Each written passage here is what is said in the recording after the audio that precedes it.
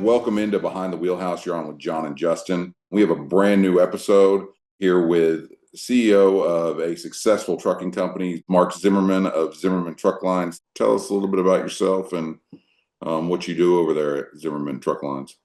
Yeah, if you talk to my employees, they'll tell you nothing. Are we allowed to curse on this show? I just You can, absolutely. Yep. Fuck yeah. Hell Fuck yeah, yeah. go ahead. nah, that's so I'm actually third generation. My son started 2 years ago, so we have actually a fourth generation now. But You my brought one of grand your kids in, huh? oh well, yeah. Unfortunately, I thought he was smarter, sent him to college, and he Yeah, got yeah. he's. But my grandfather started a business. This is 90 years, Awesome. 1935.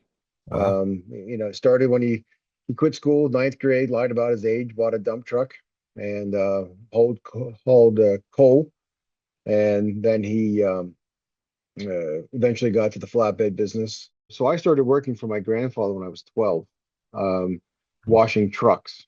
And we split. Matter of fact, my COO that's here, he's been with us over 30 years. He actually washed trucks with me as well when, we were in our 12, 13, 14-year-old age. We split $4 a truck. Wow, $4 a Wow. truck. Yeah. Big money. But the good thing about it, a case of Budweiser was only $8. So it only take three-quarters of a day to have someone buy it for us. But my father had the trucking bug, and when he could drive, he drove for my grandfather for a little while. They could not work together. There were two bosses, two alphas, and so my father started his own trucking business and a different, not competitors, but so this thing's kind of low around. My father got out of trucking, got involved in some local businesses here, got divorced, got back into trucking because that's what he really loved to do, and started Zimmerman Truck Lines in 1984.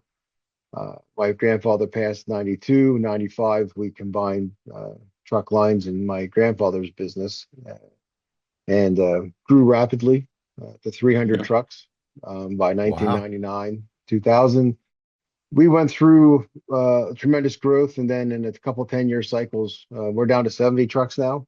So I left for 18 months in the middle of 2004, just working for family, and I needed a break. Went to work for a company called ARL I out of know Moon Township. ARL. Yep. Yeah, Ron. Ron. Yep, Ron's a good Yep. guy, Yep. He was a and good guy. got introduced to the high-speed rail with the Uh-huh. BNSF and the Yep. NS. Mm. Worked for them for about 18 months and was doing quite well. And they kept asking me to come back. And so I came back to Zimmerman's and What year were introduced you with ARL?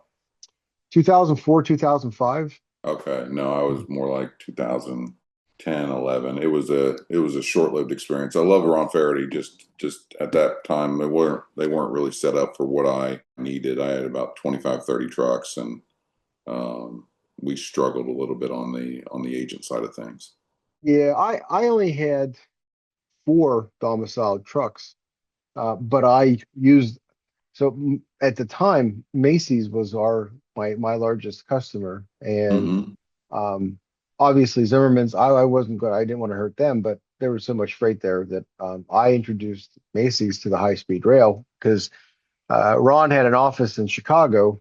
He's since passed away. Demetrius, I don't know if you ever heard of Demetrius Funk, if that name sounded familiar or not. He was their Chicago guy, but he was also he dealt with the rail. So I paid for the rail rights to use their scat code, and I railed the shit out of freight all over the country with their trailers, with ARL trailers. So Yeah, I got that into my system, and when I came back to Zimmerman's, we increased our footprint like we were a 500 carrier, 500 truck carrier. We railed high speed rail as much as we could. I became involved with Hyundai in hmm in, Okay. in Southern California with their traffic guy, and I was kind of the go-to guy there for a while. We were, everything was brand manufactured new for whether through Hail Trailer or UPS or FedEx or anybody that needed one-way trailers brought to the East Coast. We were getting paid to move their trailers and truckload rates to put on the rail. So it was a lucrative proposition while it worked. But then, recession hit, capacity dropped. Luckily, we didn't have a lot of assets tied up in the process because we were using, other people's assets and using the rail. But I know even when freight's tight, you deal with a lot of shit. But I'm 55. I say I fight the fight, but I've gotten a lot grumpier in the more recent. I think we all have. Justin and I have been doing I this for about 20 years as well, yeah, and I know from the I agent am. side and the truck side, and Justin's been involved heavily in recruiting, and I manage about 65 trucks under an agency, and Hmm. we've all gotten grumpier, and I sold my agency just to get out of it, and now I'm pulled back in on the technology side and here on the podcast side, so we understand your pain. Exactly. In light of what's going on here, I mean, it was funny. We had the safety symposium we have to go to for one of our steel customers, and and last year we were there, and they have this laundry list of safety requirements and loading requirements, and look, I'm all about it. That's fine. As long as there's communication and we can forward that to our drivers and the expectation. There's no surprises. I'm fine with that. But as we were talking, the one of the biggest problems they were having was the communication gap, is now in the limelight. But ironically, a year ago, Yeah. these people are from the Netherlands, they're from, that they're here, there, and then there's, from on Zoom calls, and then there's representatives from Chicago, and he's talking about, there's the guys in the dock are saying, well, look, we get these drivers come in, they don't speak English, they don't understand. And I said to my agent, I'm sitting there in this huge room of people, and my son's on one side, and my agent's on the other, and I'm like, I said, hey, I said, I Googled it. I said, look, this was a federal law like 20 years ago. This was before this even come to light. This was even before all the Right. limelight. And now drivers are supposed to understand and comprehend English.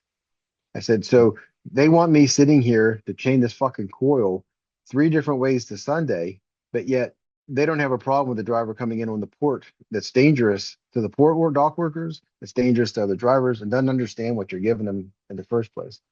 So Yeah. my agent my That's right. agent my agent speaks up and he says, "Hey, Mark just pointed out," and he read the Fed reg and the guy looked at us and he said, "If you think we're going to be able to load all this freight during rush time in the ports during the busy season with drivers that just speak English, he goes, you're out of your mind."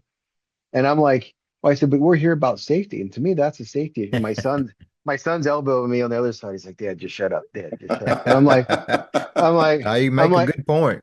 no, I said, we're here for safety. And then true to form, then I helped fix the cause. I'm like, why don't we come up with a QR code that with the seven most or 10 most popular languages that the people come in there with that actually would then they will get their instructions in that particular language. And it was more to help our drivers too, because nothing holds up a line longer than when a driver doesn't know where he's going, who he's loading for, what to do.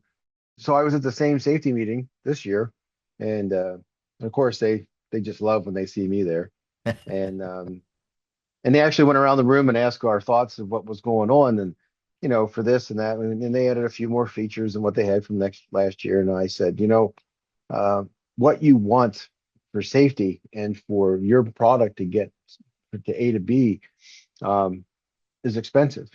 It's expensive because to have qualified drivers, it's expensive to have the mats, to change the straps that you require. It's expensive to perform at the expectation rate level that you want. And I simply said to him, I'm like, everybody wants to chase to the bottom of the rates. I said, then you get what you pay for.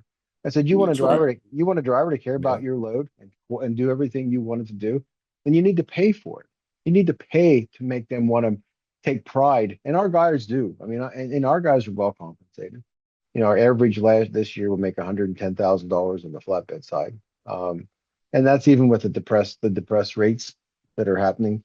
My grandfather was with all his employees, and I saw this firsthand, was to treat people how, it's an old cliche, how you want to be treated.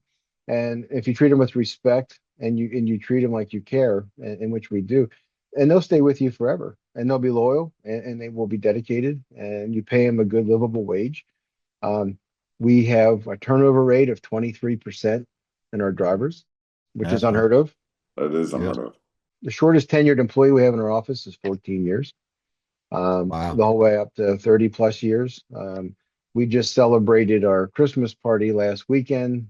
We now have currently driving for us 3 million mile safe driving mile drivers with us. Wow. We have about a half dozen of that, then 2 million miles, and then another half dozen million safe driving miles. Uh, guys been with us 20, 25, 30 years. So we feel that we do right as best as we can with the drivers because let's face it, every day it gets worse out there for them. We just try to make sure that they realize that they're appreciated.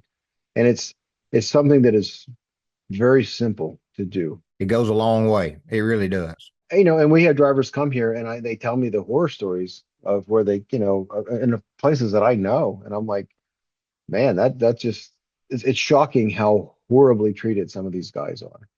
And why they put up with it. I don't understand. That's probably the most frustrating is that we have a lot of good guys. When they would start here, they would lie about things just so they could take a day off to do something. And I said, look, you don't need to lie. Just tell us that on this date you need to be home and we'll get you home. So many guys have been abused. I mean, Justin and I both recruited trucks. We both had, been involved in trucking companies, and you see these guys come in and they've been with these companies for 8 to 12 weeks and they haven't had a single paycheck. And Right. that's just one company. Some of these guys have been with 2, 3, 4 companies and they've experienced the same thing. And then they get to you and they're beat up. They haven't had a check in months. They're coming in with their guard up, and you're just trying to do anything you can to help them, but they need something as quickly as possible. Yeah. They've just been abused. Yep. And then that's something that we look at too, not only just with compensation. I mean, when drivers start with us, they qualify for benefits day one for their health care and that kind of stuff. So I know that sometimes drivers are afraid to move just for that gap sometimes that occurs Mhm. with healthcare with their families. Like I said, we assure them that happens. They can, the day they start, the day they're covered with that stuff. But and That's I think awesome. part of it was just growing up. My parents split when I was young then too, and I kind of bounced around like a military kid, but not being in the military. I lived in Pennsylvania, Texas, California, back to Pennsylvania, back to California, and then as the company grew and there were different things, I would alternate back and forth. But I first showed up to work for Zimmerman's at my dad's. We had to call an office in Walnut, California. Um, he didn't know what to do with me. He's like, "Well, what are you going to do?" I'm like, "Well, I don't know. That's what I'm here for you to tell me what to do." And I got put in a back room with a broken card table and a phone that worked half the time.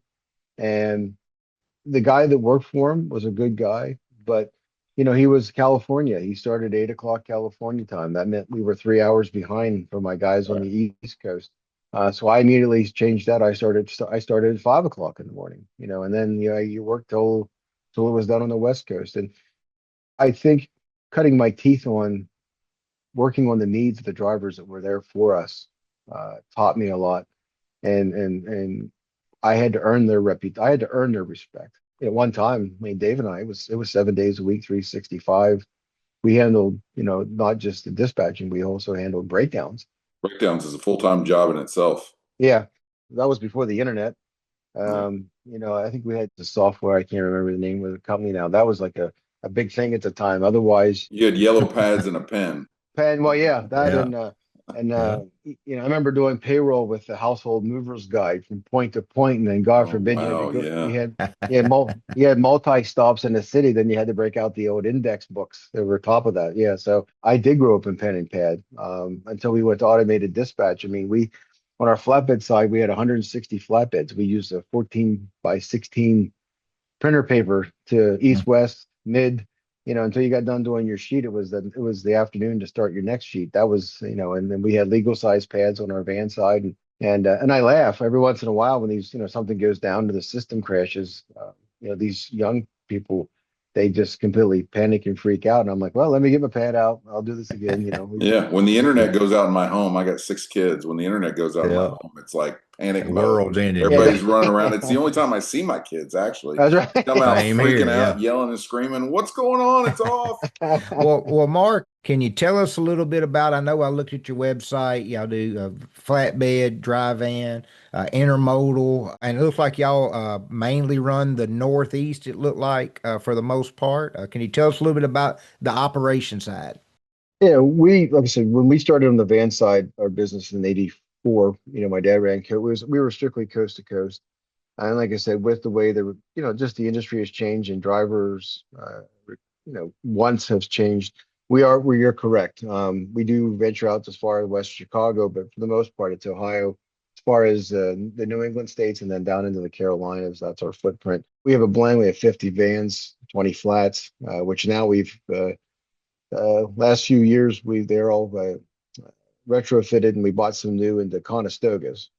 With having an aging driver fleet, and we're workman's compensation considerations. Like I said, we decided to go to the fast track Conestoga system. So that has proven to help, and we haven't had really any major issues and concerns when we switched over. So we still keep all our different credentials to do intermodal, but even their business is down.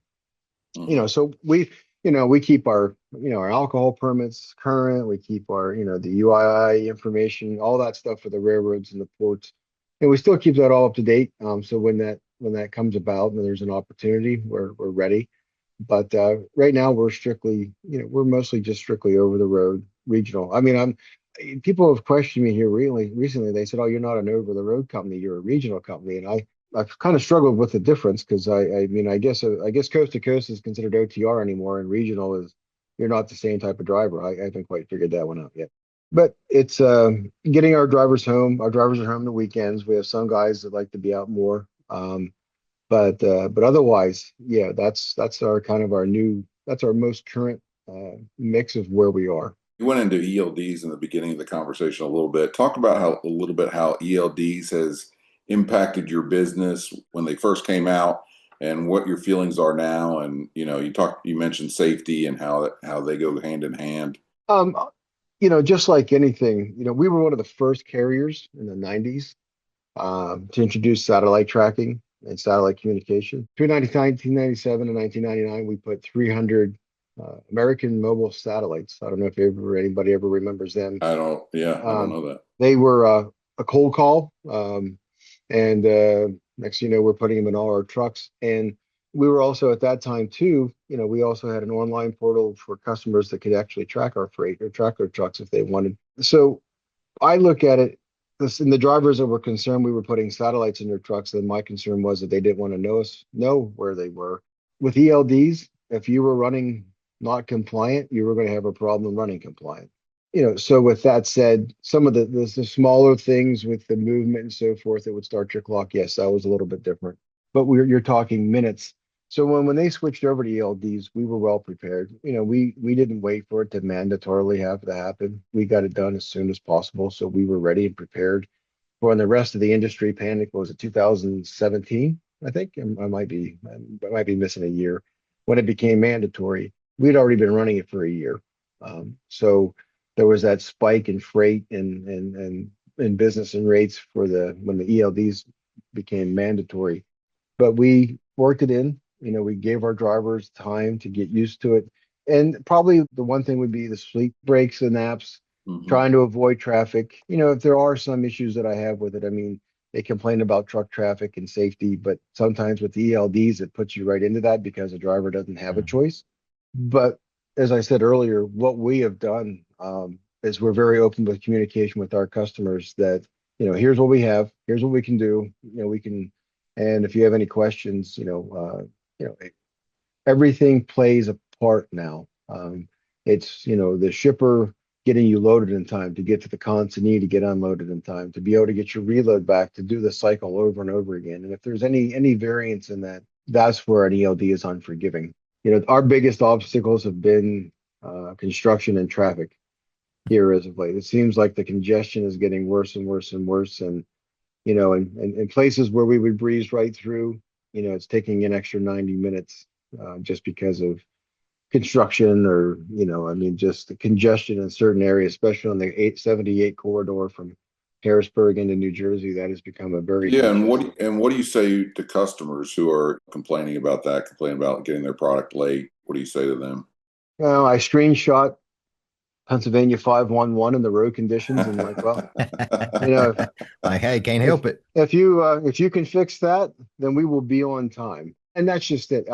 We just picked up I call them a customer. To us, a good broker is like a good customer. I mean, to me, there's no difference. Agreed. Sometimes I've had brokers treat us better than customers, to be honest with you, at times. That's right. He actually took over a lane that we were hauling for somebody else, and and he called me personally last week and said, "I just want to let you know that I barely really make these phone calls, especially personally. But you guys," he goes, "you guys are a hell of a carrier." He goes, "We had a driver we deliver out on to the island, and that night he had a code. We had on some Sarah, it'll tell us what different codes or the truck is showing, and I screenshot where the driver's sitting, screenshot the code, and told him that we were what the situation was. This was the night before our delivery, and he said that that's the difference between carriers that we where we are head and shoulders above rest, because not only were we letting them know the night before delivery, the next morning, but even showing them location, showing them the reasons, we're just Yeah, completely there's Being always going to be prepared. problems. We used to tell our drivers, it's just communicate. That's all. right, Don't right, don't ghost us. Don't try and work around a problem without letting us Mhm. know. I mean, that it just comes down to simple communication right, Most and definitely. letting people. There's always going to be problems. It's how you deal with it. You know. right. Yeah. And I always tell people that, and that's just it. I mean, with the level of communication and in the technology now, I mean, if a carrier can't pinpoint or tell you exactly where that truck's sitting, maybe they're lying, um, or Hmm. you probably shouldn't be dealing with them, because there's, in this day and age. But we have many different forms of ways of showing where our drivers are. You can do it online through our own website.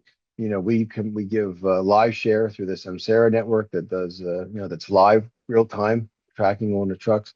We have integrated with every tracking service: Macro Point, Highway, Trucker Tools, Four Kites. There's more, but I think if I said Mac, but so that way they can, if they're integrated with that software, they can just type in our truck number, and they can track them through their own system. So Right. we provide that courtesy with everybody. I always like to get sidetracked and side note, but I was watching an interview, and they were interviewing a stripper, and they said that one of the main reasons why their business is down is because families that now have Life 360 on their phones. So their husbands or boyfriends can't lie and tell them they're I like somewhere it. else. Yeah. Yeah. I immediately correlated that to the trucking Trucking. business. Yes. And some people find that humorous, and then I've gotten silence on the other line. I like No, that. So that's funny as shit. Well, speaking of drivers, we are a driver first mentality here. We always feel like drivers get the short hand of the stick a lot of times, not treated fairly. It seems like with your culture there at the trucking company that y'all have something going right for the drivers to have a 3 million miler, people there for many years. Can you tell drivers what qualities you are looking for? Because it's one thing for me or John to talk to drivers and tell them all the time, hey, this is the things you need to do. This is what people are looking for. Coming straight from you, somebody that's been in it since childhood. You've seen the different changes because we all know drivers have changed so much over the last 5 years. No one wants to be out anymore. They want to be home a lot more. And there's not but so many of those jobs available, right? So if you could tell drivers, hey, this is what we look for. This is the type of driver that we're looking for to maybe that'll help some of them maybe change the ways of what they're doing and to find a job like with somebody like with y'all. Yeah, and I'll just jump in real quick. So many drivers are quick to, I call it puddle jumping. They're Hmm. always looking for the grass is greener. They're not willing to take the time to build a relationship. So talk to that a little bit. I mean, some guys just, we talked to a guy not too long ago, and well, I guess it's been a year. Justin's talked to him more recently, but he's had 8 jobs in the last 6 months, and he can't find a good home. Uh-oh. And a lot of it's on him. Yes. But talk about that a little bit. He was finding the grass is always greener. My father wasn't happy. I put on a 60-foot billboard. That was all it said. It had our logo, and it says grass isn't always greener. And Okay. but you're right. I tell you what, the first thing we do is, whether they talk to our safety director, they talk to my son Tanner, um, or I happen to talk to a guy when he's coming on board, and they don't trust us. I mean, the number one thing is Yep. when you get Yep. a driver commit to you, they're not gonna believe half the shit you tell them. They're not, and deservingly so, because there's so much bullshit given to these guys We even and we didn't change our advertising. When we tell a driver he can make $116,000, that's not then taking out 30,000 for his benefits. That's his benefits are separate from that. It's amazing how they're deceiving the Hmm. advertising to some of these drivers. So the first thing a lot of times what we do is have them talk to our other drivers, um, or they've been recruited by our drivers, so they already Mhm. have a good idea. And as well as I do, my father used to say if you had five happy drivers and then you had one unhappy driver get in with them, then you had six unhappy drivers till it was said and done. 100%. Uh, Yes. and so I think that when these drivers and the ladies and gentlemen that work for us, that they've talked or been recruited per se, they've heard it from the drivers that work there. And I think if you're out on the road and you hear somebody talking complimentary on your company, it says a lot. Mhm. That it's not a recruiter telling you all the rainbows and unicorn bullshit. It's you're hearing the truth from a driver, because a lot of times you go out and you listen to them, they're bitching about their employer, that they don't care. Like I said, we just had our Christmas party. We had gifts and raffles. We have a race in memory of my father. In the summertime, we have all the drivers are invited with their family. We have it catered.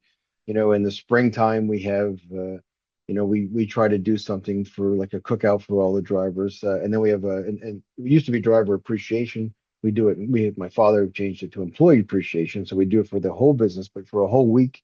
And the latter part of August, we cook for the drivers, we grill for the drivers, and then we have a finality on a Friday with raffles and catered food, and we try to make sure everybody gets home. And if those who don't, we have it boxed and saved for them when they do get home for Awesome. them and their family. So Awesome. I think that all the different things we mentioned with anniversary cards, birthday cards. I mean, gift cards. Is it expensive? Somewhat, but it's not near the cost of trying to find our drivers that we have work for us are knock on wood. We have a great group of people, and I think if we can get somebody to come in and see that, the old saying, I forget what the date range is. They say if you get a driver to work for you for so long, then the averages of them staying are so much greater. I can't off the top of my head remember what that date turn is, but when drivers come in and they see how we treat them, um, Mhm.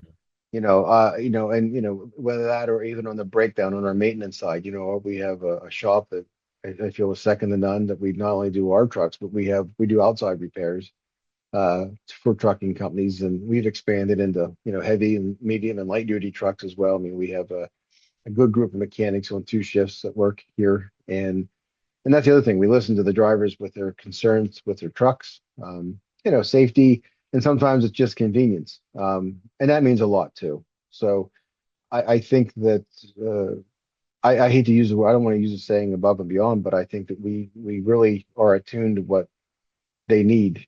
Um, Mhm. and that's the reason why they stay. So we have three owner operators, which at all one time were company drivers. Hmm. And it's funny, I just introduced to him, and one just got his safety bonus or safety pin for the at the Christmas party. He's 79 years old, owner operator, and 79.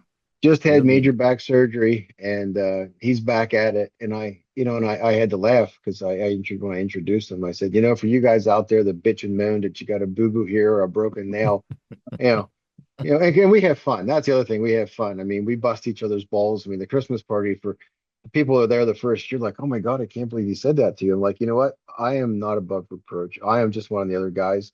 Yeah. I change the Yep. toilet paper here. I'll help you with the problem. I don't, uh, I am not. And that was something that my grandfather taught me and my father, that you are no better than anybody That's right. else. I don't give a shit what you do or how much money you're worth. They know that if there's ever a problem, I'm not a hands off like, oh, somebody else take care of it. Everybody has my cell phone number. Guys call me in the nights, they call me on weekends if they have problems with something, whether it's even with work or personal. Yeah. That's Mm. just kind of how we We have operate. the same philosophy. I've always said, Yep. and I think Justin agrees with us. Anytime I've brought somebody in or hired somebody, I've always like, you work with me. You don't work for That's me. right. You work Right. with me. Yeah, Most definitely. it's funny because I'm not now Dave here, he dresses nice, but I'm a shorts and t-shirt kind of guy. And there's a lot of times I'll be coming down the steps and a salesman he'll come in on, without an appointment. He's like, hey, is Mark around? And I know I can tell, you can tell a salesman when they come in your building. And I'm like, I'm like, nah, he's not here today. And and they're like, oh, and because they always expect me coming out in like a fucking suit and tie or and something like that. Yeah. And then I make like camo shorts and a t-shirt. And my son and I, we my son's a hard worker. He's a very hard worker. I'm very fortunate, but it took him getting involved in the business. He saw the trials and tribulations of growing up and watching me, and dealing with what we deal with. But now that he has a vested interest and he's involved in the operations directly in on our shop side, he really gets it now. He really gets it that there's not a clock. It's the work is done when it's done. Right. And for the people and even some of his friends or associates that they still work from home. Yeah, I cough on that. They still work from home, or they leave their job behind when they leave at 4 or 5 o'clock in the afternoon. They can't understand why he's still dealing with it. But as you all know, I mean, that would be the best job in a way, but I would probably get myself in more trouble if I had a lot of idle time. But Yeah. That's Well, exactly right. well, that mentality is a lost art with this generation. I don't know if it's the parents to blame and that they became where they didn't work a lot and then it's went down to the children. I grew up the same way. There wasn't a time off. And I remember one thing that my father would tell me. I was in the lumber business with him, and 4 o'clock would run around, we'd be getting ready to go home. He'd come out and go, "Hey, we just got another, we had a planing mill." He'd go, "Hey, we got to run another load." Well, I was 19 and I'm like, really? So yeah, we'd sit there another hour and a half. 5 o'clock would roll around 5:30. We thought we was done, and he'd say, "Hey, I just got another order." And I remember because I'd been in the business with him since I was like 9, and he would go, "We got to do it." And I'm like, "Well, okay, but I'm the one doing the actual work." And he says, "You get it as long as you can get it. And yeah, then you go home because you don't know if you're going to have it tomorrow." And so I've always taken that. My daughter, I've got a 16-year-old, and she doesn't understand on the weekends why I'm fidgety. I don't have no work because I work pretty much 20 hours a day, just like you. And my phone rings all through the night, and she sees it, but she don't get it because none of her friends understand, yeah, why dad works the way he does. So I wish that would come back with our youth. A lot of this youth just don't want to work. I don't. yeah. Well, I don't, and it comes from a lot of different things. I mean, unfortunately, I think some of it even comes from their teaching is where when they even go to school. But I You're mean, right. Yep, 100%. you're with your father. That's my father. So we worked in same office, but our offices weren't together. There would be, I could hear him, but I couldn't see him. And yeah, oh yeah, we could do that. Yeah, we could do that. And I'm thinking, how the fuck are we going to do that? And he'd come over and he'd Yeah, hand me a he 100%. he'd hand me a sticky note and Yep, he's like, here, get it done. I'm like, yep, okay, and that was him yep. getting it done. And but That's right. but I look back on it now, and my dad passed away in 2001, and him and we grew up. Um, I said, now I know how he felt with my son working for me, and I always said, well, maybe he wasn't the asshole all the time that I said might have been a tinge of me. Yeah. Yeah, But we had the same goal. We just had different ways of looking at it. And I think that, but at the end of the day, the survival of the company was what is our goal. But same thing. I mean, my dad, I don't have a CDL. I could drive. I don't have a CDL because my father actually, he was our first local driver in California at the time, and because he loved to drive. And so if somebody called at 5 o'clock and needed a load picked up at the last minute, my father would jump in the truck and go get it. And that was the reason why I didn't get my CDL, was because I was needed to be in the office to run operations. And if I had a license, I would be out in the truck. And plus my temperament probably wouldn't be the best suited, especially in Los Angeles at the time. But it's being honest. But I think though that it said a lot. I mean, there my dad was, in his 50s and 60s, and uh, if he had to pick up a load at 9 o'clock at night, he was in Los Angeles picking up a load at 9 o'clock at night because that's what was needed, and that's what I watched, and and that's what my son saw from me. So I think that yeah, it's a lot of it what is seen. The other thing is what is appreciated. My son has always had to work. I've always made him work for some stuff. Now, does he benefit from my work and my father's and grandfather's? Yes, there's definite benefits. Um, but he was never handed anything. My son was offered a job to be a manager at the Penn State football team, and he was really not sure, what he wanted to do. And he's like, Dad, he goes, but he joined a fraternity, and actually he helped start a fraternity at Penn State at the Oh, campus that he was nice. at. And when he went out to the main campus, he's like, you know, I don't know what to do. He goes, if I'm with my fraternity, I can have fun on the weekends, and I can party with my guys. And I said, Tanner, you're exactly right. I don't want to take away your experience. I said, but if you have Jim Franklin as your as one of your References. contacts Hmm. references on your Yeah, resume, that you work for, the intensity and the work that's involved to be a manager at Penn State football. I said that speaks volumes. I said that'll last you the rest of your life. it's huge. Yeah, Yeah, most definitely. And and he was like, wow, and I said, look, the decision's yours. I mean, this is where you're going to have to start realizing what 10 year. I mean, I'm giving him advice that I didn't take myself. Um, right. I and understand. he chose to pick to be a manager, and it did. When he went out, when he started putting resumes out, that was the icebreaker on almost every interview. Oh, I see here you work for Penn State. I see you were a manager. And they knew right away that he could deal with high intensity, that he could deal with criticism, that he could deal with the day-to-day operations. But with that said, my son coming in, not having really any mechanical experience, and being involved in the shop. But I tell you what, the drivers see him here on weekends changing tires and changing brakes, and and being filthy from head to toe, and him not caring, and really enjoying what he's doing. Like I said, that just speaks volume. Well, speaking of your son in the future, what do you see next 5, 10 years with y'all's company expansion? New technology. Anything on horizon? You Yeah, so our goal is, I mean, like I said, we'd run the regional side. Our goal was always have been to try to open more of a local. Where drivers are in and out same day. We do have one driver now. We're looking to expand that. To there's a greater driver pool for that demand. Warehousing, there's we would love to expand into nothing, not a million square foot warehouse, but something respectable. I think is something that's a necessity where we live. Like I said, and just to continue what we do, we have, like I said, we have our repairs business that has grown tremendously. And I think that's something that we continue to expand upon. It started out probably the last largest argument my father and I had, that, when I said I wanted to open up our repair business to the outside world, he's like, we're a trucking business. We're not a repair business. And it's done very well. And, and he, if you've ever worked for your parents, or if you had hard ass Mhm. parents like my dad, it took him a lot, but he said, you were right. And I'm like, Yeah. wow, that's a compliment. But with technology, AI, I'm a staunch non-supporter of AI. Um, I think while times are slow, and I've heard this on your previous podcast, AI is good for certain things. The pressures of when freight picks up, I don't think is a viable option. You still need an actual human being to talk to, or to think, or to be able to negotiate. And unfortunately, a lot of those guys are getting out of the business because they're taking that option from them right now. So I'm Yeah, curious how that's going to happen. Autonomous trucks, I get asked all the time, what do I think about autonomous trucks? that was my I'm next thinking, question. well, my first answer is, well, if they can hack the Department of Defense, you don't think they can't hack your truck? Right. You're an True. idiot. And even in terms of Um, safety, how does an autonomous truck handle black ice?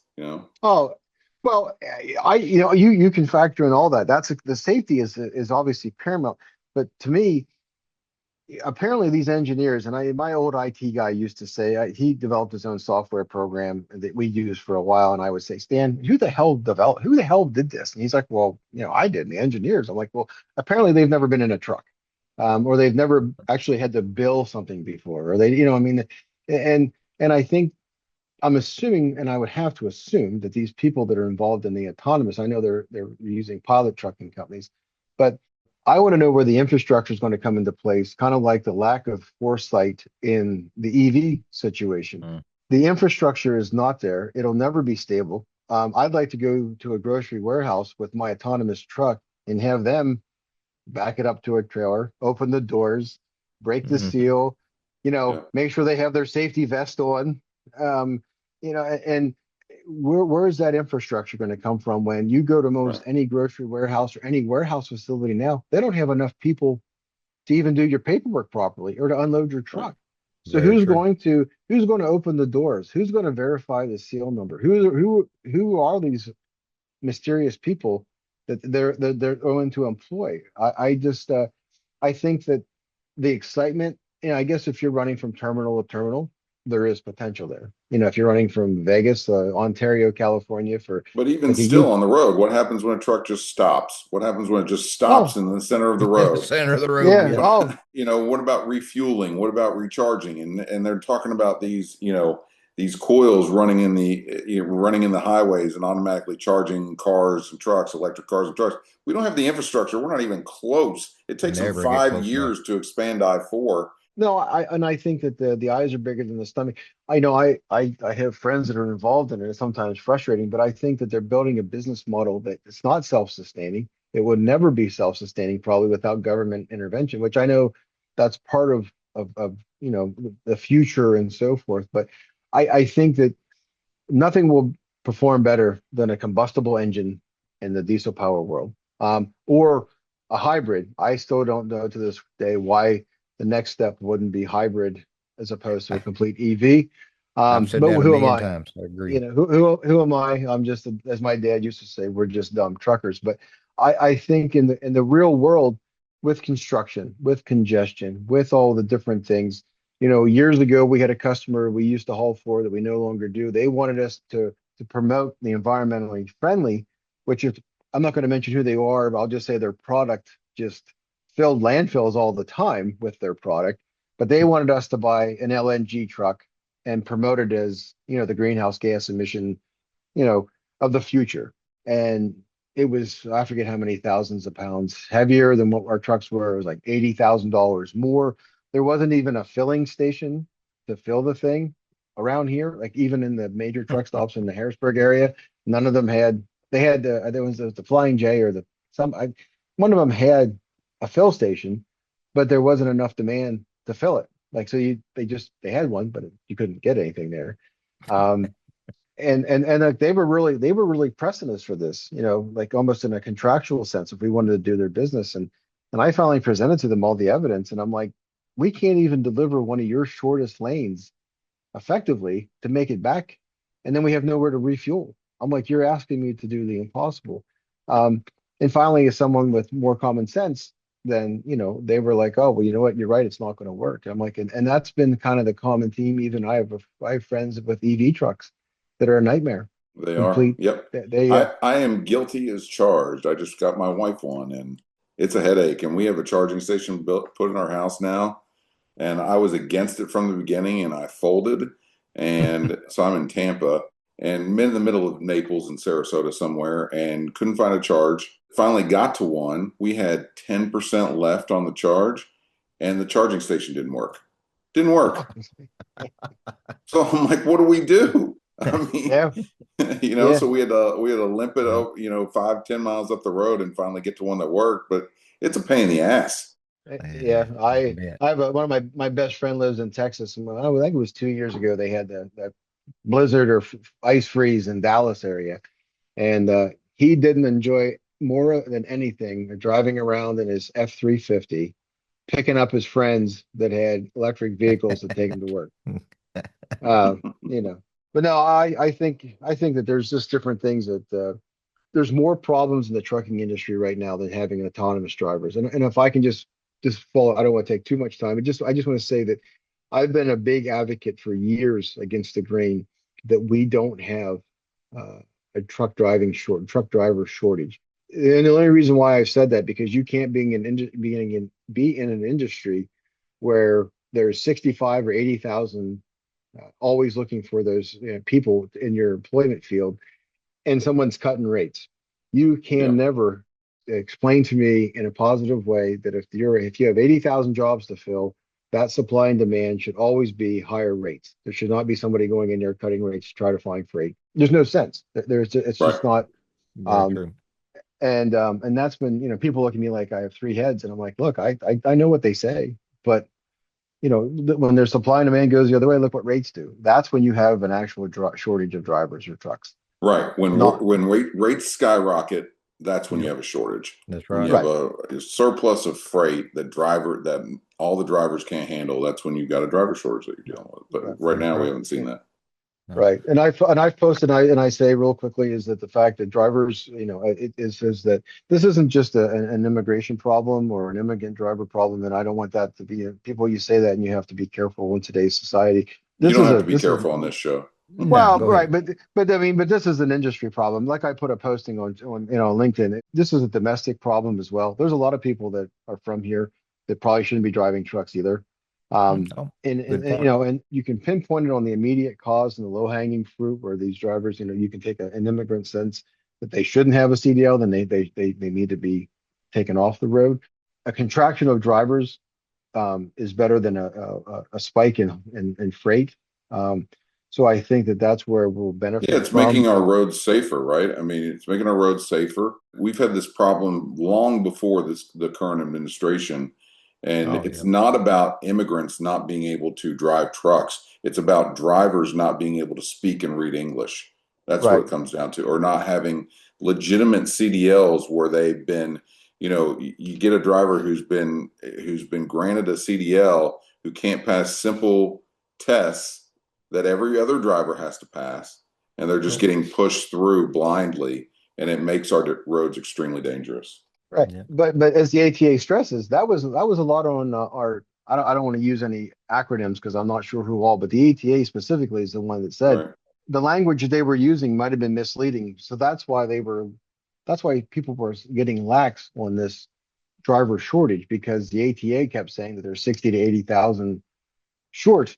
And I quote my father, my grandfather a lot, and I quote them more than I probably, no, I shouldn't because they had a lot of good shit to say.